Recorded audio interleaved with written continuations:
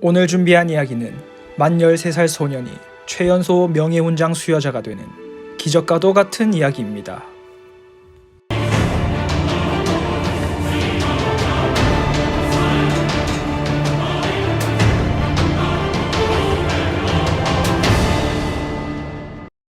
앞서 언급한 명예훈장은 죽어야만 받을 수 있는 훈장, 이런 말이 있을 정도로 받기 어렵습니다. 살아있는 수여자 대비 사후에 받은 군인들이 압도적으로 많고 2010년 살바토르 준토 하사가 베트남전 이후 최초의 생존 수여자가 되면서 미국 전역에 대서특필되며 난리난 적도 있습니다. 또한 다른 어마어마한 혜택도 많지만 미국 대통령이 예의를 갖추어 먼저 거수경례를 한다는 그 사실 하나만으로 레전설급 훈장이라 할 수 있습니다. 그런데 여기 만 17세의 나이로 명예훈장 당당하게 받아서 목에 걸고 고등학교에 입학한 진짜 질풍노도의 시기 찐으로 겪었던 소년이 있습니다. 그의 이름은 제클린 루카스, 줄여서 잭이라고 하겠습니다. 잭은 10살이라는 이른 나이에 아버지를 여의고 어머니와 단둘이 살았습니다. 가정주부였던 어머니는 일을 시작하면서 잭을 에드워즈 군사 사관학교로 보냈습니다.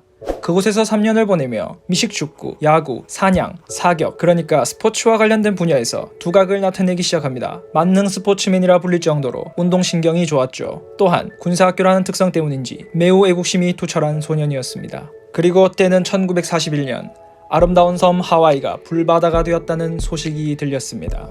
잭은 분노합니다. 하지만 여느 소년들이 그렇듯 이 사건을 가볍게 여기는 반 친구들은 아무 생각도 없이 웃고 장난치고 있었죠. 그 모습을 지켜보며 화를 사귀던 잭은 교실을 나와 해병대 모병소로 달려갔습니다. 그리고 훈련소에 입소하는 과정에서 13살 소년치고는 대담한 사기를 칩니다. 바로 돈을 주고 공증인을 매수한 것인데요. 게다가 부모님의 서명까지 위조해서 입대 서류를 통과합니다. 그런데 여기서 잠깐, 아무리 공증인이 있었다지만 인사 담당관이 무슨 바보도 아니고 13살 꼬마를 다 큰 성인으로 착각했다는 게 이해가 되지 않습니다. 인사 담당관이 아무런 의심을 하지 못했던 이유는 키 173cm, 82kg, 이런 사기적인 피지컬 때문이었습니다. 당시 목격자에 따르면 17살로 보이는 것은 물론 웃는 얼굴로 근육을 쪼개는 헬창처럼 보였다 합니다. 그렇게 훈련소에 입소한 잭은 약 6개월간 훈련을 받았습니다. 그리고 샤프슈터가 되어 해병대에 정식 입대하게 되었죠. 샤프슈터는 한국말로 특등사수의 개념으로 당시 미국에서는 이 특등사수들에게 저격훈련 및 저격 임무를 맡겼습니다. 쉽게 말하자면 저격수가 된 것입니다. 진주만 공습으로 태평양 함대가 찢기고 6개월을 쥐어 터진 미국은 캐롤라이나 주둔군을 투입하며 반격을 시작합니다. 그때 잭은 중기관총 사수로서 하와이로 향하게 되죠. 1943년 12월 드디어 하와이 케이틀린 캠프에 도착했습니다. 그리고 이듬해 1월 1등병으로 진급합니다. 또래와는 다르게 총을 쏘고 군함도 타고 게다가 계급도 올라 주변에서 경례를 받으니 인싸가 된 것 같았습니다. 매우 들뜬 기분으로 여자친구에게 자랑하기 위해 편지를 보내기로 결심합니다. 그리고 검열관으로부터 잭의 나이가 들통나고 맙니다. 결국 이 사건은 군재판으로 넘겨졌고 잭은 한 번만 더 기회를 달라며 울고 불며 떼쓰는 상황이었죠. 전쟁이 거의 끝나가던 시점, 이미 수많은 병력이 투입돼 있던 터라 미국은 인력난에 시달리고 있었습니다. 그래서 귀국명령 대신 트럭 운전병으로 보직이 변경되며 사건이 마무리됩니다. 이 정도 처벌로 끝난 게 천만다행이라며 가슴을 쓸어내리고 자신의 잘못을 뉘우치기는 개뿔, 반성의 기미 따위 보이지 않는 잭은 최전선으로 보내달라며 보직 변경을 신청했습니다. 계속되는 신청과 계속되는 거절, 그리고 지칠 대로 지친 잭은 지 주제도 모르고 술집에서 술을 마시며 쓰린 속을 달랬습니다. 시비가 붙어 싸움을 일으키는 등 사고란 사고 다 치고 다녔습니다. 결국 근무 시간에도 취한 채 맥주를 까던 잭은 헌병이 접근하자 대가리를 후리고 5개월간 영창 징계를 받습니다. 영창을 나온 뒤 성실한 척 도망갈 궁리만 하던 잭은 1944년 12월 부대를 탈출합니다. 안녕히 계세요, 여러분. 그리고 일본으로 향하는 USS 듀얼호에 숨어들었죠. 들키면 바로 돌아가서 재판에 넘겨질 것이 뻔했기 때문에 무려 한 달 동안이나 숨어 지냈습니다. 배고플 땐 빵 부스러기 등을 주워 먹었다고 합니다. 그렇게 한 달이 지나고 목적지인 이오지마 섬에 도착할 때쯤 몰래 온 손님이라며 깜짝 등장을 합니다. 개빡친 지휘관의 심정은 이루 말할 수 없었습니다.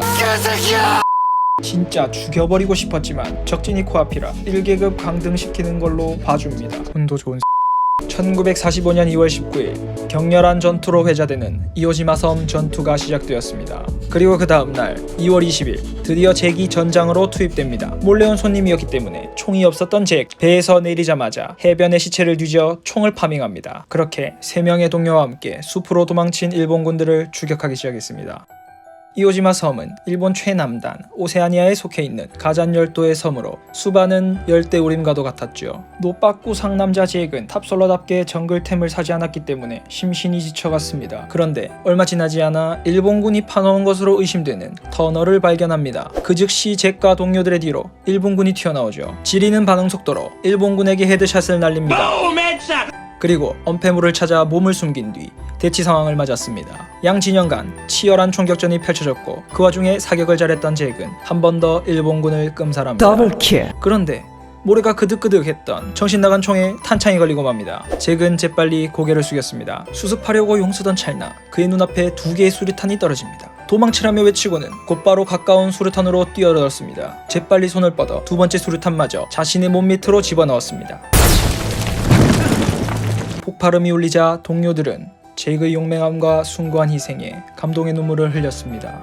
그리고는 죽자 살자 분노의 몸을 맡기고 일본군들을 밀어냈죠. 당연히 잭이 죽었을 거라 생각한 동료들, 해당 지역이 점령된 후에야 다시 그를 찾아왔습니다. 인식표를 회수하려고 온 것이죠. 그런데 다시 그 장소로 돌아왔을 때 그들이 본 것은 왼쪽 손가락을 힘겹게 까딱이는 잭과 그의 반대쪽 손에 쥐어진 불발된 2번째 수류탄이었습니다. 수류탄의 특성상 수많은 파편들이 잭의 몸 곳곳에 박혔습니다. 무려 21차례 파편 제거 수술을 받아야 했죠. 그럼에도 여전히 200개 이상의 금속들이 몸속 여기저기 남게 되었습니다. 작지 않은 부상에 무려 8개월 동안 입원하게 되는데 그동안 탈영 기록도 삭제되고 사고치며 싸움을 일으켰던 17건의 기록도 사라지게 됩니다. 다시 1등병으로 진급도 했죠. 하지만 부상으로 인한 장애를 이유로 원치 않은 제대를 하게 됩니다. 시간이 흘러 1945년 9월 일본의 무조건 항복과 동시에 길었던 수많은 사상자가 발생했던 최악의 전쟁이 끝났습니다. Let us pray that peace be now restored to the world and that God will preserve it always. These proceedings are closed. 그리고 10월 트루먼 대통령으로부터 명예훈장을 수여받아 최연소 수상자로 기록되게 됩니다. 17-year-old Private Lucas, who enlisted at 14, threw himself on an exploding grenade to save his fellow man. 집에 돌아온 잭은 어머니로부터 등짝 스매시를 후려맞으며 학교 나가라는 말을 듣습니다. 그리고 9학년으로 편입하게 된 입학식 첫날 그의 목에 명예훈장이 걸려 있었습니다. 대학을 졸업하고 세월이 흘러 1960년이 되었습니다. 잭은 31살이 되었죠. 평소 고소공포증이 심했던 잭, 이를 극복하기 위해 공수부대에 입대합니다. 그리고 첫 수송기 낙하 훈련을 받게 되던 날 무려 3,500피트, 즉 1km가 넘는 높이에서 낙하산이 그만 고장이 나고 맙니다.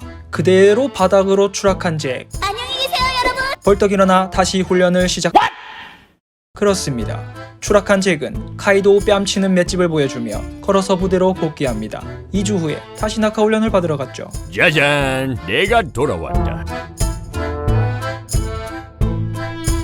군대를 전역한 잭, 워싱턴 DC에서 육류 사업을 시작합니다. 유명한 고기 식당 솔트베가 상남자처럼 고기를 자르고 사업이 번창했던 것처럼 상남자 잭의 사업도 나날이 번창하고 큰 부를 이루었습니다. 그리고 평생 3명의 부인을 두었죠. 그중 2번째 부인, 부유했던 잭의 재산을 조금씩 빼돌리며 먹튀각을 재고 있었습니다. 눈치코치 장난 아니던 잭, 냄새를 맡았지만 결정적인 증거가 부족했습니다. 2번째 부인도 바보가 아닌 이상 그 낌새를 눈치채지 못했을 리가 없었죠. 그래서 암살자를 고용합니다. 그리고 잭이 잠든 사이 집에 불을 질렀습니다. 이 모든 걸 눈치채고 있던 잭, 화려한 무빙으로 킬각에서 벗어난 지 오래 이 사건을 결정적인 증거로 2번째 부인을 역관광시킵니다. 트루먼부터 클린턴까지 모든 대통령으로부터 선거수 경례를 받았던 상남자 중의 상남자, 자신의 이름으로 자서전을 내었는데 제목은 번역하면 파괴불가라는 뜻입니다. 그 무엇도 파괴할 수 없었던, 기적과도 같은 삶을 살았던 한 남자의 믿지 못할 이야기. 재밌으셨다면 구독, 좋아요 부탁드리겠습니다.